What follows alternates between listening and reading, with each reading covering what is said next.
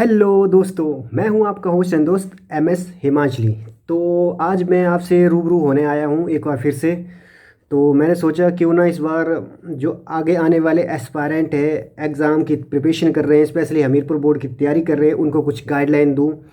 मुझे बहुत सारे यूट्यूब पर भी जो मैंने वीडियो अपलोड की थी उसमें बहुत सारे आए थे कमेंट्स कि सर हमें इसके बारे में बता दो, उसके बारे में बता दो। तो इसके बारे में मैं डिटेल में डिस्कस करूंगा इस वीडियो में। तो ये वीडियो शॉर्ट रहेगी, मैं ज़्यादा डिस्कस नहीं करूंगा। तो मैंने सोचा है कि इस बार मैं एक नई सीरीज़ शुरू करूंगा, जिस सीरीज में मैं आपको स्पेशल उन क्वेश्चन के बारे में डिस्कस करूंगा जो मोस्टली प्रीवियस ईयर पेपर में आए हुए हैं और जिनके आने के चांसेस ज़्यादा है। ऐसे तो यूट्यूब बहुत सारे चैनल है, लेकिन मैं फिर भी आपको थोड़ा थोड़ा गाइड करता रहूँगा कि कौन से सेक्शन से क्वेश्चन किस तरीके से आए। मैं डेली एक वीडियो अपलोड कर लिया करूँगा आज से। ठीक है, तो मैंने डिसाइड किया है। तो इससे पहले मैं आगे के मैटर के बारे में डिस्कस करूं, तो उससे पहले मैं आपको बता दूं कि इस वीडियो को बनाने का मेरा मेन पर्पज़ ये है कि आपने इस एग्ज़ाम को क्रैक कैसे करना है। देखो, सिंपल सी बात है। पहले 85 नंबर 85 नंबर का पेपर होता था, 170 क्वेश्चन होते थे, जिसमें 15 नंबर की इवैल्यूएशन के मार्क्स बाद में जुड़ते थे। लेकिन जब से फरवरी 2022 से इसमें क्या हुआ है कि 100% जो भी बंदा टॉप में आएगा उसके लगने के चांस 100% है। मतलब 100 नंबर का पेपर तो 200 नंबर क्वेश्चन इवैल्यूएशन खत्म हो चुकी है इस बार। तो इसमें मैं सिंपल यही करूँगा कि अब आपने एग्ज़ाम की तैयारी करना शुरू कर ही दी है। जब आप एग्ज़ाम की तैयारी में घुस ही चुके हैं तो अपना तन मन धन सब कुछ एग्ज़ाम को दे दो। देखो, अभी जितने भी एग्ज़ाम है आने वाले, उनका ऐसा नहीं है कि वो इजी रहेंगे। इस बार थोड़ा सा एग्ज़ाम को टफ रहेगा, क्योंकि मेरिट बनेगी जो सबसे टॉप पे आएगा। तो क्वेश्चन का लेवल थोड़ा ऐसा 1 स्टेप अबव रहेगा जो as normal paper previous year paper में हुए हैं। तो मोस्टली मैं इस वीडियो में सिर्फ आपको बताऊंगा कि किस तरीके से आपने तैयारी करनी है। तो देखो, आपके पास टाइम कम है, पेपर शुरू हो चुके हैं। लास्ट संडे सुपरवाइज़र और लीगल मीटरोलॉजी का पेपर हुआ। मैंने उस पेपर को एनालाइज किया, मुझे ऐसा लगा कि थोड़ा सा पेपर एक लेवल अप हो गया है। जैसे एज यूजुअल नॉर्मल होता है ना कि पेपर किस तरीके से आ रहा है, कैसे आ रहा है।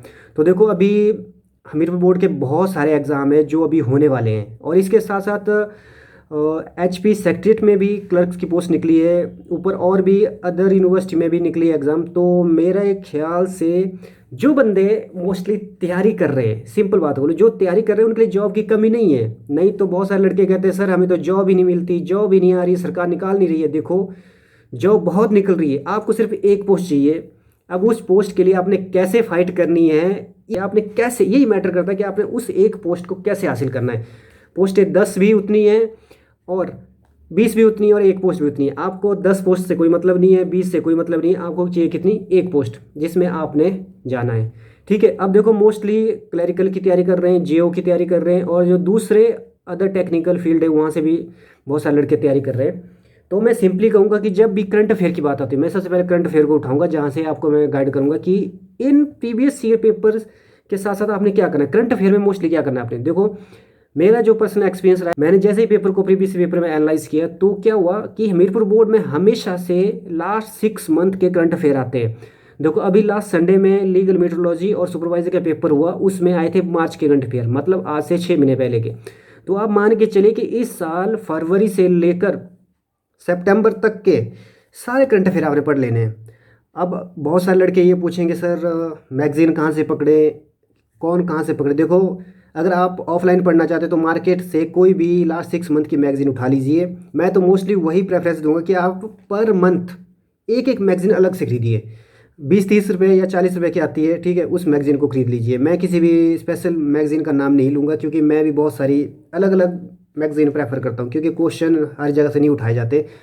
तो इस बार मैं स्पेशली आपको ये कहूँगा कि लास्ट 6 मंथ मस्ट भी, या फिर आप एक काम कर सकते हैं कि यूट्यूब पे लास्ट 6 मंथ की वीडियोस पड़ी होती है कि उन्होंने लास्ट 6 मंथ का डाला होता है, उनको पढ़ लो, रट लो, जैसे मर्जी कर लो आप।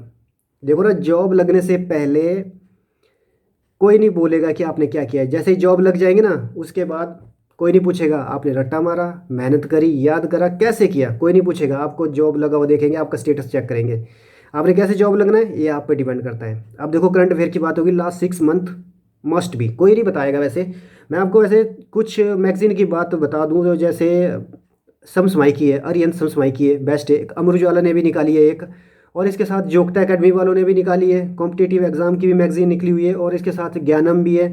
जो मोस्टली कवर करते हैं। एक दो बीच में और भी मैगज़ीन है जिनका नाम तो मैं अभी माइंड में नहीं आ रहा है, मैं बता देता आपको।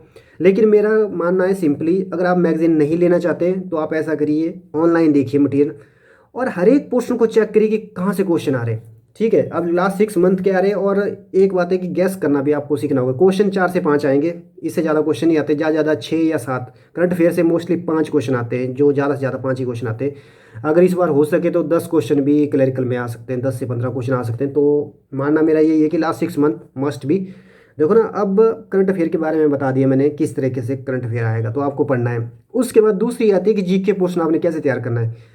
जीके पोर्शन की मैं बात करूं तो जीके पोर्शन में आपको सबसे पहले जो मैंने पेपर देखा, आप देखो ना, अलग अलग बुक से क्वेश्चन आते हैं, मोस्टली अलग अलग बुक से क्वेश्चन आते हैं। तो अभी भारत दर्पण की इंपॉर्टेंस खत्म नहीं हुई है। जैसा आप, मैं हर बार बताता हूँ कि भारत दर्पण से अभी भी 50 to 60% क्वेश्चन आ रहे हैं। कोई भी बुक आपको ऐसी नहीं मिलेगी जहाँ से 50 to 60% क्वेश्चन आते हैं।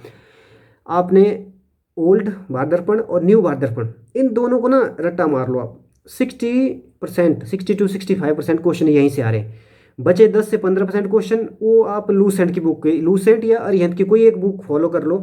ठीक है, छोटी जैसी लूसेंट की बुक होती है, 110-15 रुपये या ज़्यादा ज़्यादा हो सकता है 150 रुपये की बुक का है, इससे ज़्यादा बुक का प्राइस नहीं है। इन बुक्स को रट लो।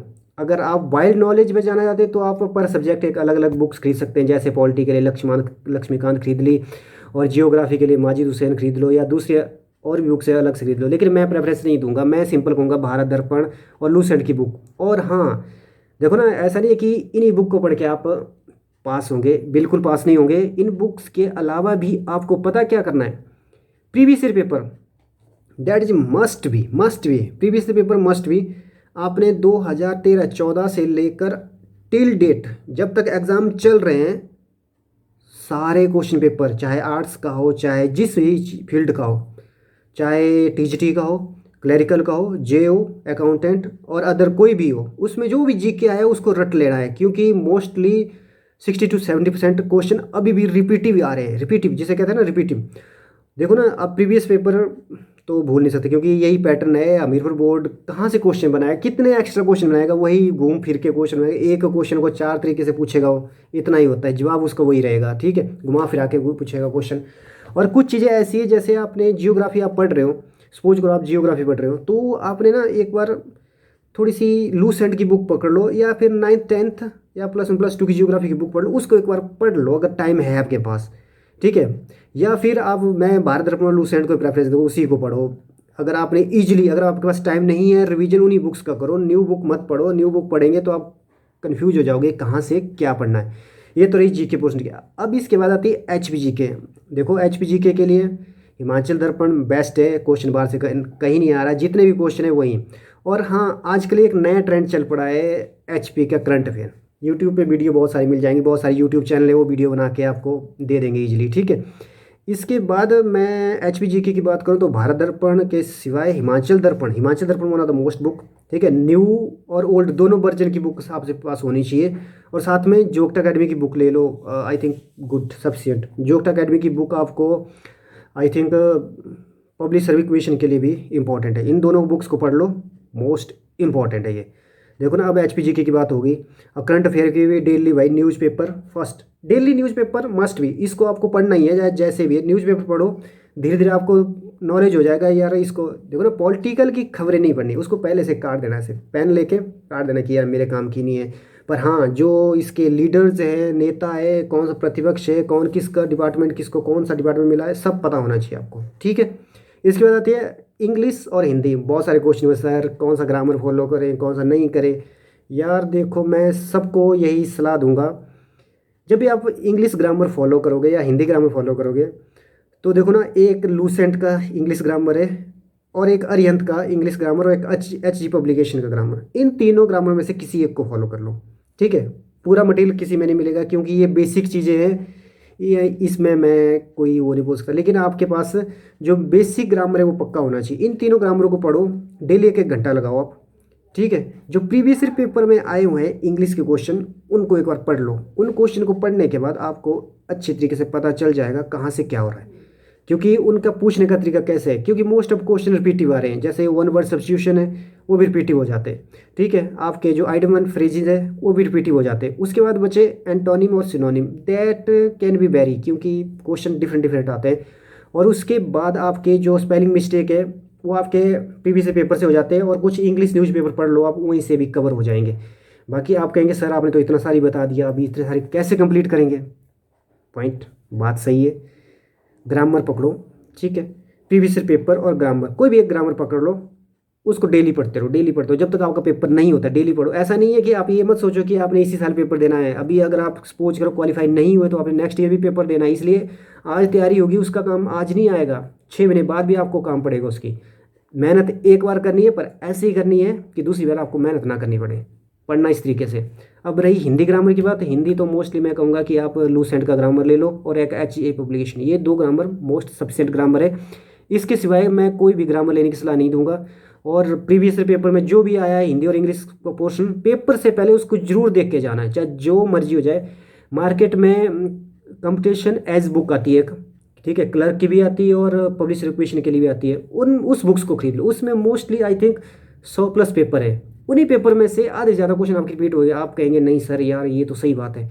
और हिंदी और इंग्लिश ग्रामर 2 ऐसी चीज़ें जहाँ से आपके नंबर बिल्कुल पक्के होते हैं। इंग्लिश में तो मैं गारंटी नहीं देता, लेकिन हिंदी में आपके 10 क्वेश्चन पूछे, 10 में से 8 आने के चांसेस होते ही होते हैं। ठीक है, ये पोर्शन होते हैं। हमेशा एज कहाँ से बनता है, जो भी एग्जाम होता है उसमें एज कहाँ से बनता है? करंट अफेयर, इंग्लिश और हिंदी ग्रामर से, यहीं से एज बनता है। जिसने इन तीनों पोर्शन में अच्छे से कर लिया ना, वो आगे निकल जाता है। ऐसे देखो ना, जीके तो सबका ही एवरेज होता है, कईयों का ठीक होता है, कुछ होता है, लेकिन जो इसने हिंदी इंग्लिश और इसमें कर लिया ना, बस वो आगे। और इसके बाद एग्जाम में एक पैटर्न और आता है, जैस जिसको कहते हैं रीजनिंग पोर्शन।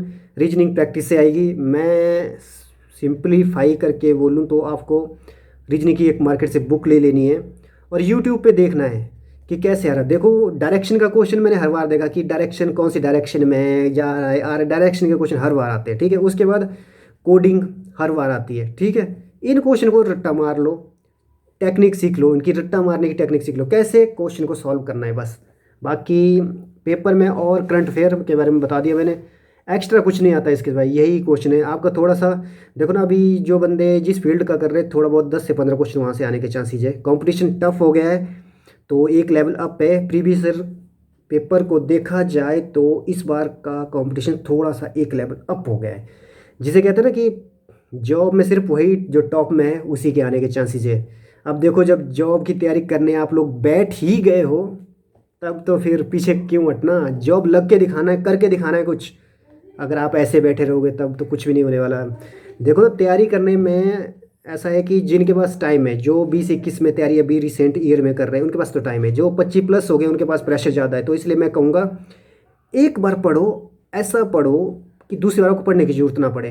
दिन रात लगा दो। देखो, पढ़ने के बाद पेपर में, जो पेपर देने के बाद और जॉब लगने के बाद आपसे कोई नहीं पूछेगा आपने कैसे मेहनत करी है, आपने रट्टा मारा है, क्या किया, कोई नहीं पूछेगा आपसे। आपसे स्टेटस पूछेंगे, हाँ भाई बंदा जॉब है, ऑफिसर लगा है, वाह क्या बात है। लेकिन एग्ज़ाम से पहले अगर आप फेल होते गए तो लोग आपको प्रेशराइज करेंगे। आपसे क्यों नहीं होता है? घर वाले प्रेशर डालते हैं, एज जा रही है, ठीक है, घर वाले प्रेशर करते हैं, आसपास के और आपके दोस्त जॉब लग रहे हैं उसका और प्रेशर होता है, मेंटली अकेले रहना होता है, घर से दूर, लाइफ का एंजॉय नहीं कर पाते। इसलिए मैं हमेशा कहता हूँ एक बार पढ़ना है, ऐसा दिमाग को पहले ही बोल देना है कि बेटा ऐसा पढ़ना है कि दूसरी बार मुझे पढ़ने की जरूरत ना पड़े। इन किताबों को मैंने देखना ही नहीं है दूसरी बार, एक ही बार पढ़ूंगा, पर दिल लगा के पढ़ना है और बी मोटिवेट। अब जब आ ही गए तो छोड़ना नहीं है इस चीज़ को, चाहे जो मर्जी हो जाए, जैसे मर्जी हो जाए, खत्म। जैसे कहते हैं कि जॉब लग के दिखाना है, अभी नहीं तो कभी नहीं। ये मेरा हमेशा से मूल मंत्र रहा है, अभी नहीं तो कभी नहीं। अपने कंफर्टेबल लेवल, जो आपने जो कंफर्टेबल लेवल बना रखा है उसको हमेशा के लिए साइड कर दो। 1 साल दे दो टेस्ट के लिए, एक नहीं 2। मैं तो कहूँगा आपके लिए 1 साल सफिशियंट है। कोई भी टेस्ट प्रोसेस होने में 1 साल लग जाता है, ठीक है। 1 साल दो टेस्ट के लिए, ऐसा कि देखो ना, स्टार्टिंग में आप थोड़ी मेहनत लगी, लेकिन आगे वाले टेस्ट आपके लिए ईजी हो जाएंगे। जहाँ आप एलिजिबल होते, आपको जॉब चाहिए, जहाँ आप एलिजिबल होते टेस्ट भर दो, जॉब चाहिए बस। ये नहीं सोचना कि मुझे टीसीटी बनना है, ये बनना है, पहले आप जॉब लग जाओ। जैसे मेरा मानना ये है, आपने जो टारगेट रखा है उसको तो माइंड में रखना है, लेकिन सबसे पहला काम होता है आपका कि कोई भी जॉब हासिल करनी है पहले, चाहे किसी फील्ड की हो। जहाँ आप एलिजिबल होते हो उस जॉब को ले लो। उसके बाद जो आपका टारगेट है उस पर फोकस करो। मैंने बहुत सारे ऐसे स्टूडेंट्स देखे हैं जो मेरे साथ भी पढ़ने वाले बहुत है, आज भी वो तैयारी कर रहे हैं, ठीक है। उनका सपना है कि टीचर बनना है या कुछ और बनना है, वो आज भी वहीं फंसे। सिर्फ वो देते ही एक ही एग्ज़ाम है। इससे क्या नुकसान होता है कि उन्हें पता नहीं चलता कि बाकी एग्जाम में क्या चल रहा था। मेरा मानना ये है कि आप जहाँ भी एलिजिबल होते हैं उन सबको टेस्ट को भर दो, ठीक है। पैसा ज़्यादा नहीं लगता है, 300 रुपये 400 रुपये एग्जाम है, 350 रुपये ज़्यादा नहीं है। 360 रुपये क्या होता है आपको पता ही है। तैयारी करो, जो भी है लगना है किसी भी हालत में। घर वालों को करके दिखाना है कि मुझ में दम है और किसी में दम नहीं है, मैं करके दिखाऊंगा। देखो ना, जैसे आप जॉब लग जाएंगे उसके बाद सब आपकी तारीफ़ करेंगे, क्या किया है क्या नहीं किया है। तो फिलहाल वीडियो को मैं ज़्यादा लंबा नहीं बनाऊंगा। मैं इसके बारे में आपको डेली, अब मैं कंटिन्यू वीडियो बनाता रहूँगा, तो मैं आपको इसके बारे में डिस्क्रिप्शन देता रहूँगा कि क्या चल रहा है, कैसे चल रहा है, कौन से क्वेश्चन आ रहे हैं। तो मैं आज से 1 तारीख से सीरीज इसको तैयार कर दूंगा। तो आप डेली मुझे कमेंट में बता देना आपको सुबह सीरीज चाहिए, शाम को सीरीज चाहिए। देखिए अभी मैं नया हूँ तो पढ़ाने का तरीका मेरा थोड़ा सा अलग रहेगा, तो लेकिन जो भी रहेगा मैं हेल्पफुल पढ़ाने की कोशिश करूँगा। तो अभी आ गए हैं तो डट जाओ, हमीरपुर के टेस्ट आ चुके हैं मित्रों, अभी नहीं तो कभी नहीं। Till then bye, all the